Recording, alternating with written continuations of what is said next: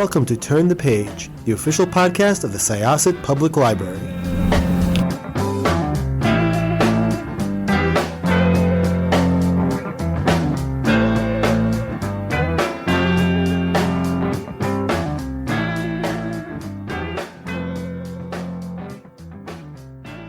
Hello, everyone. Welcome to Turn the Page.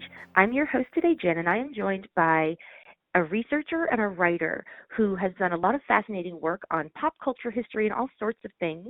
So let's get into it. Hello, welcome to the show. Could I ask you to introduce yourself and your book, please? Yes.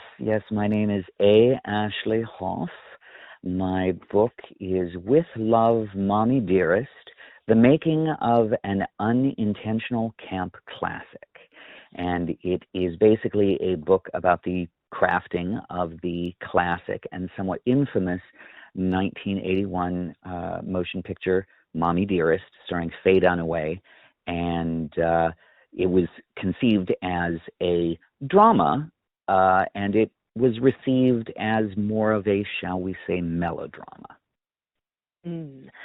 Yeah, the disconnect between the filmmaker's intent and the way it was received is absolutely fascinating. Could you talk about a little bit, is that what drew you to the story? Like when you choose an entertainment history project, what is it that you find usually draws you to a subject? Well, really, honestly, I mean, as far as overall writing of subjects, it's the movies or the pop culture references that interest me. I had written an earlier book on the popular 70s TV game show Match Game. And so, as it turns out, I happened to meet somebody who was connected with the show and basically told her, you should write a book about your years working on it because I would gladly read it. And she basically said she didn't want to write such a book, but she'd gladly talk to me for it. And so that started me on the journey for writing Match Game 101, a backstage history of Match Game. With this current book, new book coming out May 7th, With Love, Mommie Dearest, I had met Christina Crawford years ago at an event, and we ended up chatting. Obviously, I knew by reputation she was not thrilled with the way the movie had turned out, but we ended up in a conversation discussing the fact that even though she did not care for the movie, she recognized the fact that both its popularity as well as her initial memoir, Mommie Dearest, had helped bring the subjects of child abuse and how to survive it, how to overcome it, into the mainstream conversation. At the time that her original book was published in 1978, there really was no major distinction made between quote-unquote disciplining your child and really bullying or taking, the day-to-day aspects of your day out on your child. I think over the decades, we have become a little bit more aware of such treatment and figured out ways to prevent it, but at that time, it just wasn't talked about. And so I was always conscious of the fact that the film, even though it had the reputation as being this camp classic that everybody laughed at, I knew early on, that's kind of creepy. Let's look at the serious stuff as well as, let's face it, you look at the movie, there are definitely elements that are, shall we say, over the top. I wrote the book with a respectful tone, but at the same time, I'm not ignoring the fact that this movie is a camp classic, and I explain why and why it turned out that way. Yeah, the section early on that talks about the reception of the book was really interesting to me. It was so divisive at the time. And I'm wondering if you could talk a little bit about the nature of that reception, and does it seem sort of like an important moment to you in the development of like celebrity culture, or, because Joan was such a powerful figure, and I think because she was so famous, made the reception so divisive. Do you think it changed the way that we relate to celebrities and their sort of off-screen lives? That's a very good question. A lot of people always refer to Christina Crawford's memoir, Mommie Dearest, when it came out, as being, quote unquote, the first of the tell-all Hollywood memoirs. It really wasn't. I think 1 or 2 years earlier, Brooke Hayward had come out with her memoir, Haywire, which was about living with her father, who was Leland Hayward, a famous Hollywood agent and producer, and actress Margaret Sullivan, as well as her stepmother, Pamela Harriman. And that had kind of shattered the expose. The Hollywood lifestyle is not always perfect, but there were a few others, but it was, let's just say, Mommie Dearest was the most notorious of them. The book had come out in 1978, just 1 year after Joan Crawford had passed away. So the book, and then the film was made just a few years later, released in 1981. So this was all still fresh in people's minds, people who were great fans of Joan Crawford ever since her golden age high times. People remembered her very fondly. She was very good with her fans. She was a total pro. Even her detractors, such as co-star Bette Davis, famously said she was a total pro. She was there on the set, there on time, knew her lines. People really did respect her in a lot of ways. There were a lot of people who had worked with her who did not necessarily get along with her, and they are some of the people that I quote in the book, talking about things that they witnessed or things that they had heard at the time regarding these allegations of child abuse. There's a lot of people find it very difficult to wrap their minds around the idea that someone that is really a wonderful person, a very talented person, a great artist, can also have perhaps a darker side that, you know, is reserved for either behind closed doors or for particular individuals with whom they either work or are living with. So I think Mommie Dearest really took a lot of hits at the time just because Joan Crawford was still so fondly remembered by fans and so staunchly defended by her coworkers who were still alive and did not wish to see one of their rank, you know, image tarnished. Faye Dunaway ended up starring in the film. She was an A-list star of that era, the 70s. She had, for anybody who is not familiar with her, her really breakout role came out in 1967 with Bonnie and Clyde, which was an immediate, immense hit and put her in the top tier of stars of that era throughout the American new wave of filmmaking that happened in the late 60s throughout the 70s and arguably ended with Mommie Dearest in 1981. She had done a string of successful films that were critically acclaimed, Chinatown being probably the top among them, Network in 1976, for which she won the Oscar as Best Actress. And when Mommie Dearest was produced and released in 1981, she had just turned 40 years old, not a, you know, kind of a precarious time for any actress. That summer, 1981, also saw the release of Steven Spielberg's Raiders of the Lost Ark. The following year, Spielberg's E.T., and the rest of the 80s was really kind of dominated by either comedies or Cineplex blockbusters laden with special effects, Ghostbusters and all the Spielberg films. And there were not quite the same level of character-driven dramas that Faye Dunaway had specialized in following throughout the 80s and the 90s. It was a transition in Hollywood movie making, and it was a transition from really the golden age of Hollywood filmmaking, because so many of those stars of that era, such as Joan Crawford, who passed in 77, so many of her contemporaries were passing throughout the 80s and into the early 90s. Greta Garbo in 1990, Bette Davis, I think, also in either 89 or 90, Cary Grant around the same time. And so it was a changing of the guard in Hollywood, which we're really kind of left with today, and films that Faye Dunaway specialized in, and especially the lavish studio films that Mommie Dearest was really the last of, with these gorgeous sets, with marble halls and period trappings and lavish costumes. Nowadays, they would just green screen all that in. I mean, a lot of the historical dramas and period dramas we've got today are really done with CGI, or at least a lot of it. You know, a lot of the blanks are filled in that way. In 1981, they did not have those special effects at hand, and when you went on the set of Mommie Dearest and looked at that gorgeous Art Deco house that the character of Joan Crawford, as portrayed in this film, lives in, I mean, that was a gorgeous palace. It was a gorgeous ice palace, lavishly produced. So everybody who worked on this movie expected it to be nominated for a raft of awards, you know.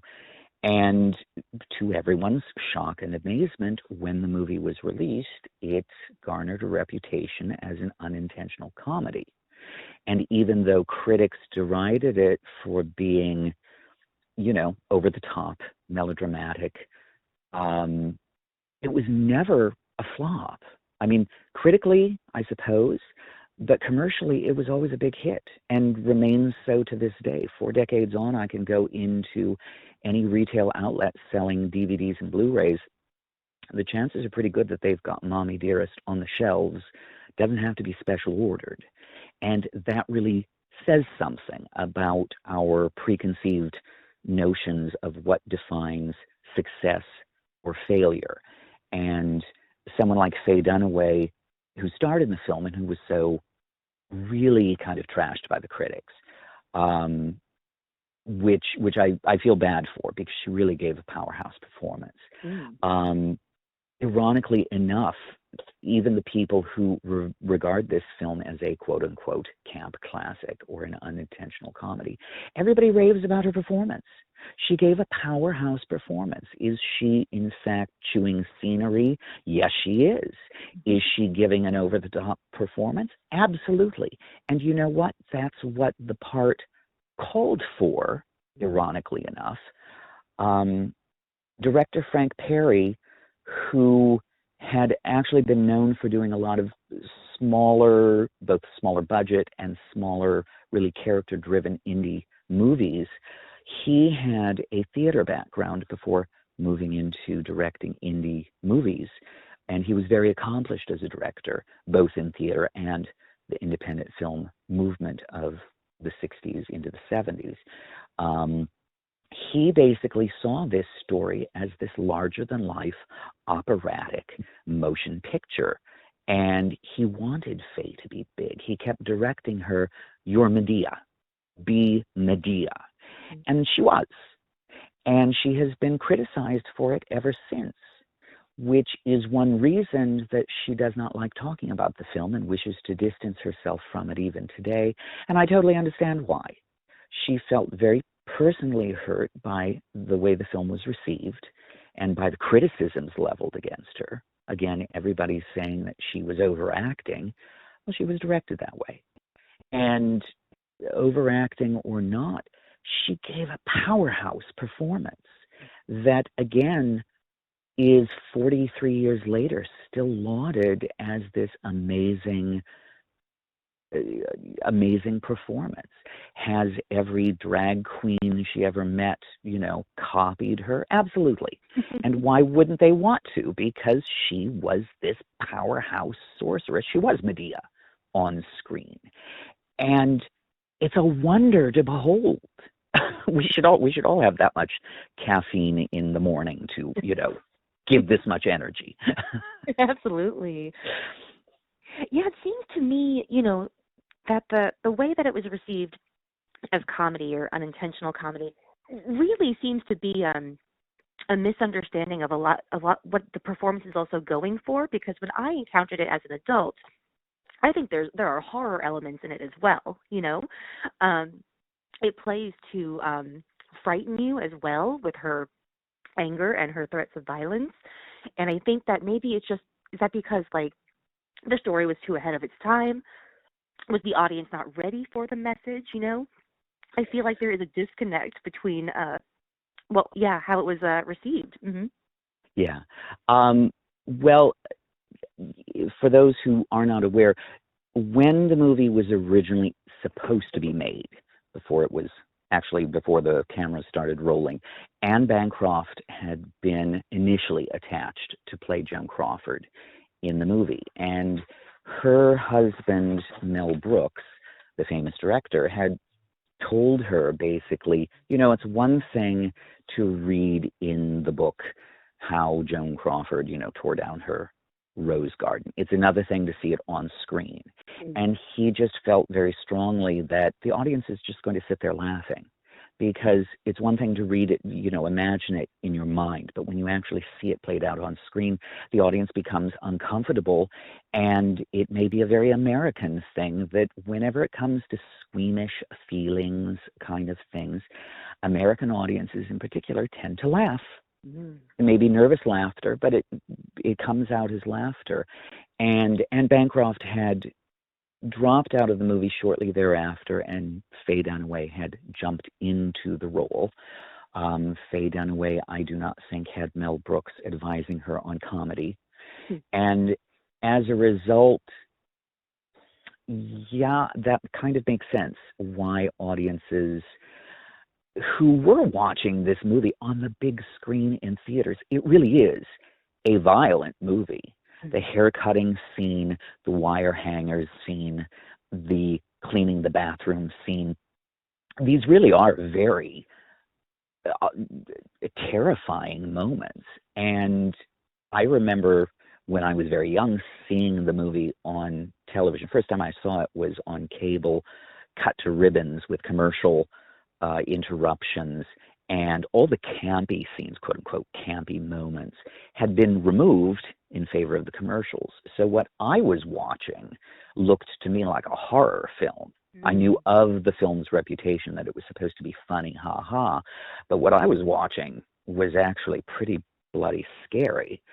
And I think audiences at that time were not entirely ready for something so violent. Mara Hobel was about 9 years old when she made this movie, and I had interviewed her extensively about the making. She said that Faye Dunaway was very kind to her and explained to her thoroughly, okay, in this scene, I'm going to do this, I'm going to pull your arm here, and we're going to do this, and you took great pains to make sure that Mara was comfortable with the proceedings, but at the same time that Mara, as a young actress, a professional actress, was able to register the fear or the, whatever the scene called for.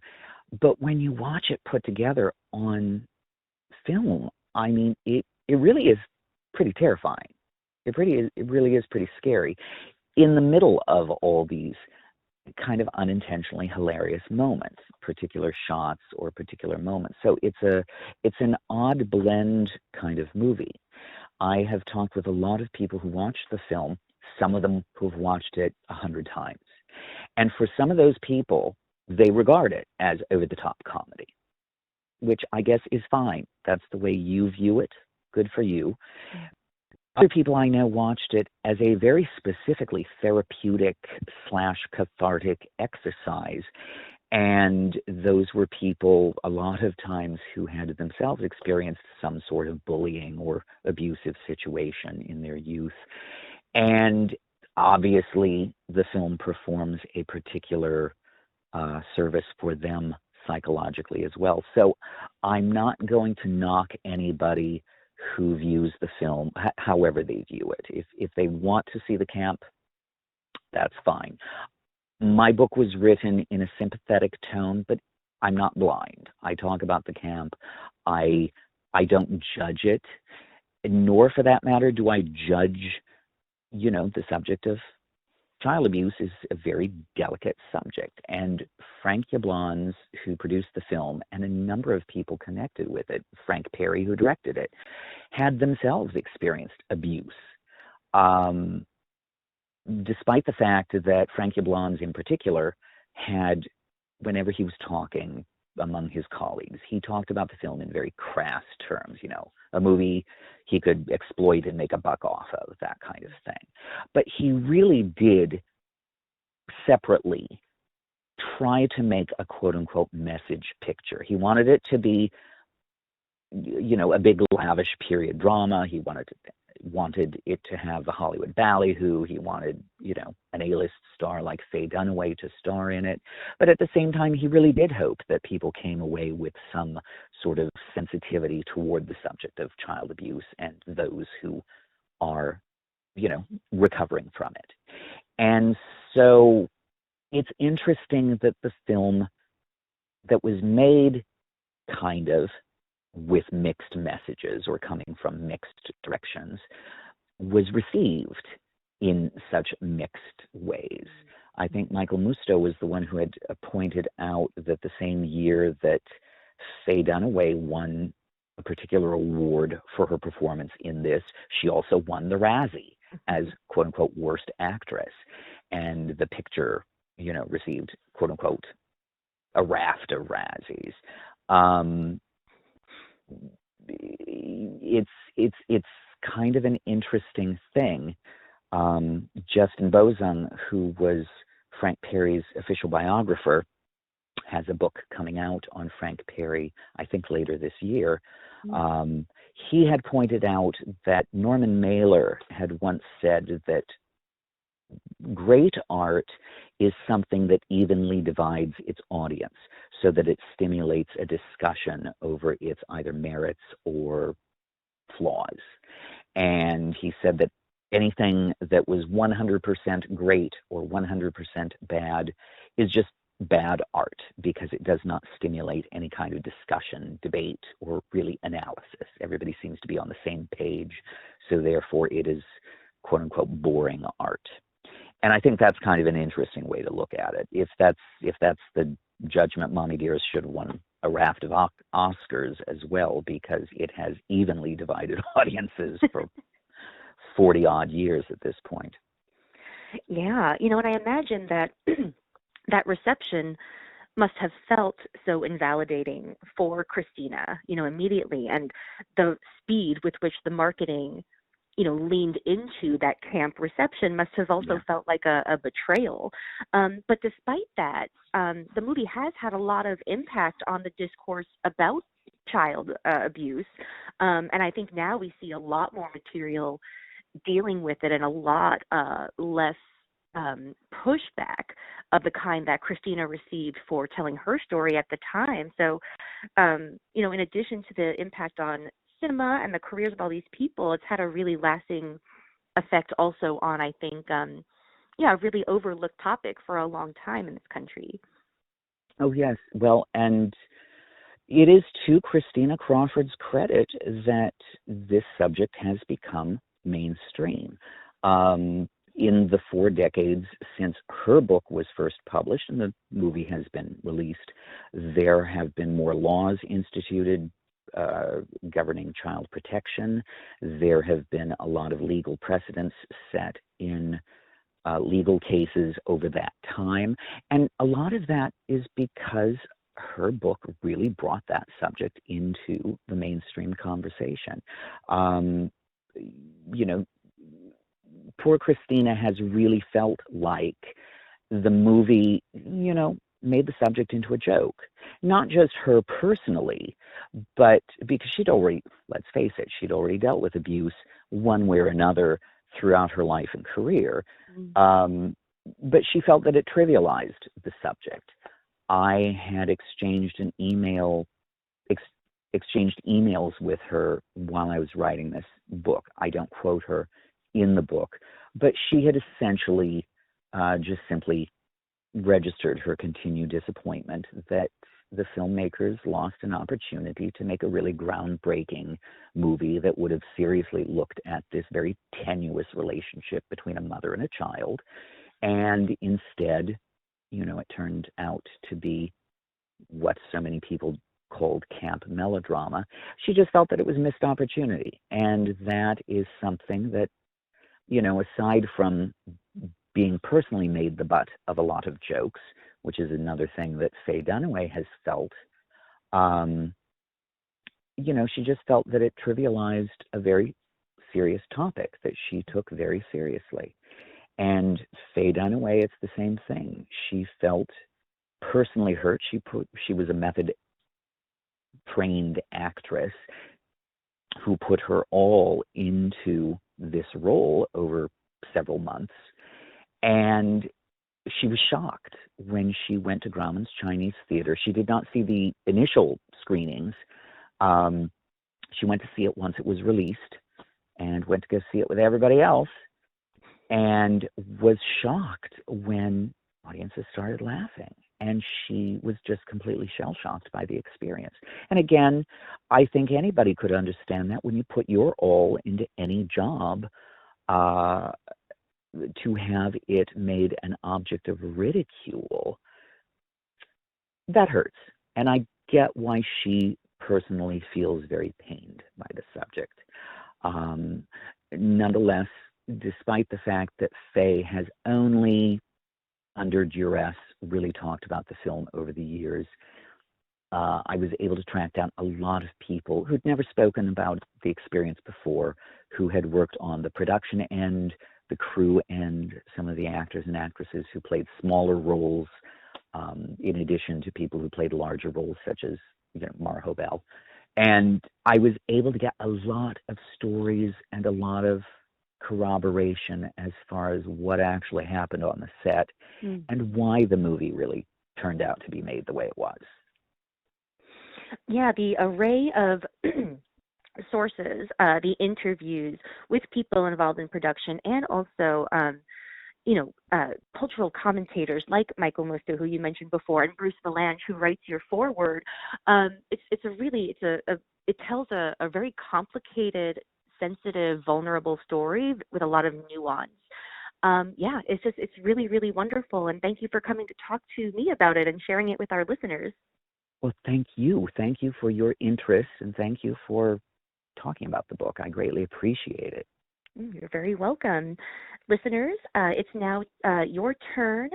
Please check out With Love, Mommy Dearest. This book is absolutely fascinating, and it's written with a lot of sensitivity and fascinating facts you're going to learn about the making of this movie and the legacy it has.